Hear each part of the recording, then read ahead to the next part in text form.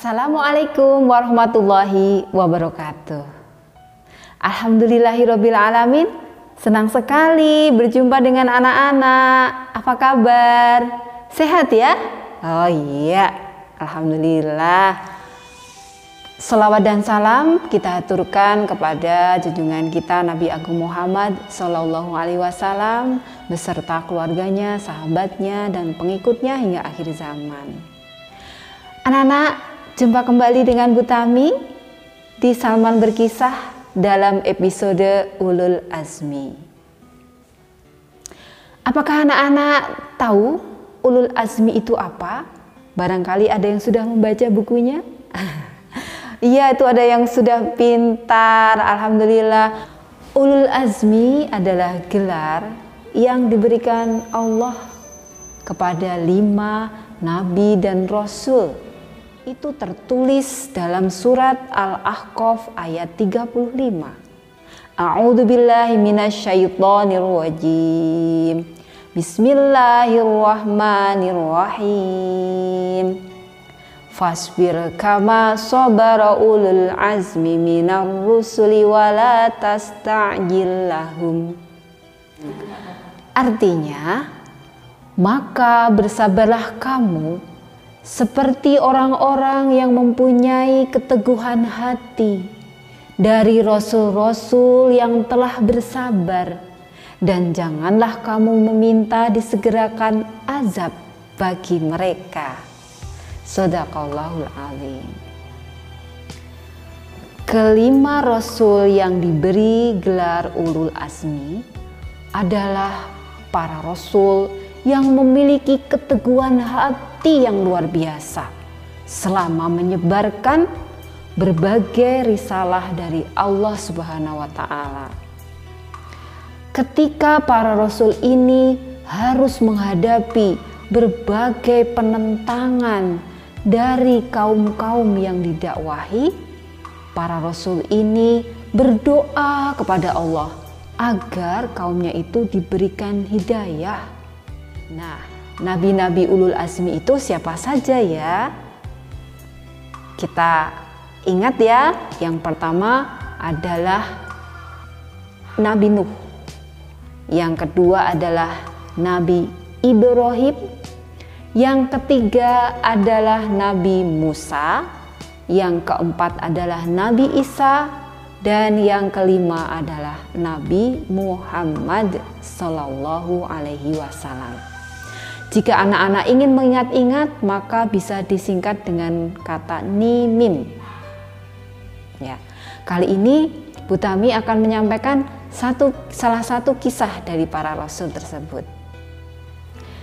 Dari 5 nabi dan rasul Ulul Azmi, Bu Tami akan menyampaikan salah satunya, yaitu Nabi Nuh.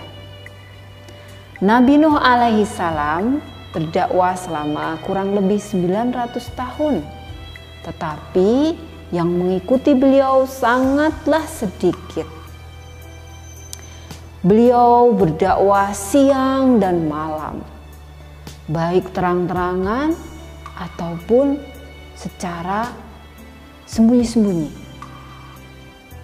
Tetapi kaumnya Nabi Nuh tetap saja tidak mau mengikuti dakwah dari Nabi Nuh.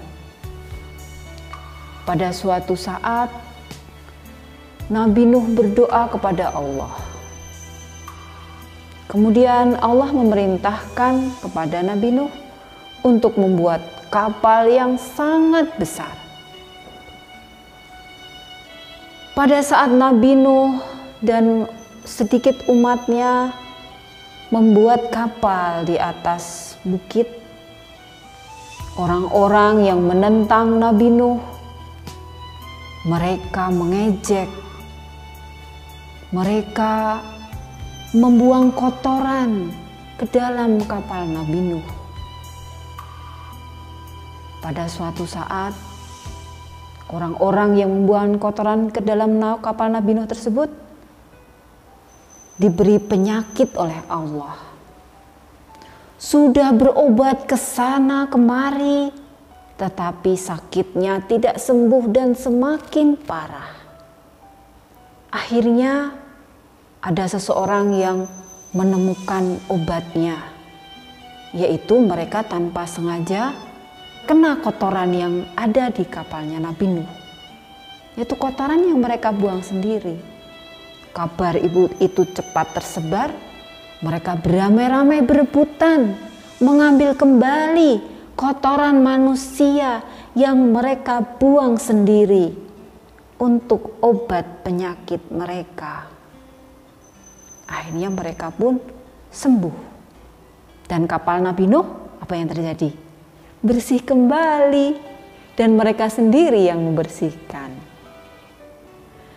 Nah, setelah kapal itu jadi, Allah memerintahkan kepada Nabi Nuh untuk memanggil atau memasukkan hewan-hewan semuanya, semua jenis hewan berpasang-pasangan.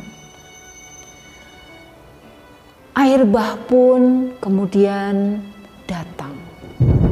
Terjadilah hujan berhari-hari lamanya. Semakin naik air itu terlihat di kejauhan anaknya Nabi Nuh yang bernama Kan'an. Mereka berusaha naik ke tempat yang tinggi supaya apa, Nana? Iya, supaya tidak tenggelam. Nabi Nuh melihat Kan'an yang sedang timbul tenggelam di atas air. Nabi Nuh memanggil Kan'an. Kan'an, kesini nak, ikutlah sama ayah, ikutlah ayah. Nanti engkau akan diselamatkan oleh Allah. Istriku, naiklah sini ke kapalku, nanti engkau akan diselamatkan oleh Allah. Tapi tahukah kalian apa jawaban Kan'an? Kan'an menjawab iya atau tidak? Nah, betul. Kan'an menjawab, tidak, aku tidak mau. Aku pasti bisa menyelamatkan diri. Aku akan naik ke atas pohon yang tinggi. Aku akan naik ke atas bukit. Kan'an pun terus mencari tempat yang lebih tinggi dari air banjir tersebut. Demikian juga istrinya. Anak-anak, apakah Kan'an dan istri Nabi Nuh selamat? Iya, betul jawaban kalian. Kan'an dan istri Nabi Nuh akhirnya mati dalam banjir yang sangat besar, tenggelam dalam air bah. Dan kapal Nabi Nuh pun kemudian berlayar berhari-hari, membawa hewan-hewan berpasang-pasangan dan umat Nabi Nuh yang mau mengikuti dakwah Nabi Nuh untuk menyembah Allah Subhanahu wa Ta'ala. Apa kesimpulan dari cerita Nabi Nuh tadi? Iya, betapa beratnya dakwah yang dilakukan Nabi Nuh, betapa beratnya kesedihan Nabi Nuh ketika melihat keluarganya sendiri tidak mau mengikuti apa yang dianjurkan oleh Nabi Nuh. Itulah kesedihan yang paling mendalam. Tetapi Nabi Nuh sangatlah tabah. Nabi Nuh tetap taat kepada Allah Subhanahu wa Ta'ala. Nah, orang-orang yang mengikuti Nabi Nuh dan juga hewan-hewan yang ada di kapal akhirnya selamat karena taat kepada Allah Subhanahu wa Ta'ala. Anak-anakku sekalian, insya Allah kalau kita taat kepada Allah, maka Allah akan melindungi kita, Allah akan membimbing kita untuk kelak bisa masuk ke dalam surganya, insya Allah. Demikian tadi kisah dari Ibu Tami, kurang lebihnya mohon maaf. Kami tutup ya. Assalamualaikum warahmatullahi wabarakatuh.